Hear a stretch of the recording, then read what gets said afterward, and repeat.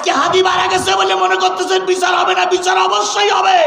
কাদের কারণে হাদি মারা গেছে সেগুলো খুঁজে খুঁজে বের করা হবে, প্রতিটার বিচার করে হাদির মতন তাদেরকে গুলি করে মারা হবে, গুলি করে মারা হবে।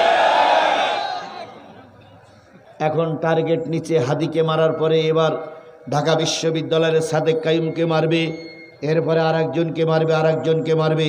ডাক্তার মোহাম্মদ ইউনূসের ব্যাপারে আমাদের বক্তব্য, কড়া হাতে প্রতিবাদ করুন। যদি প্রতিবাদ করতে না পারেন দায়িত্ব ছেড়ে দেন।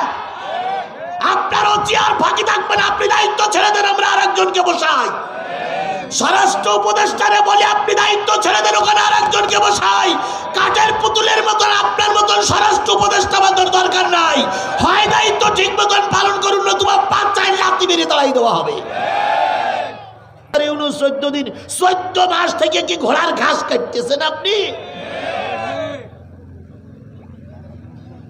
হয় দায়িত্ব ঠিক মতন পালন করুন, অথবা দায়িত্ব কি করেন ছেড়ে দেন। কথা বলেন ঠিক নেবে ঠিক। আপনাদের মতন লোক চলে গেলে আর একজন আসবে, তবুও কোনো অথর্ব অকর্ম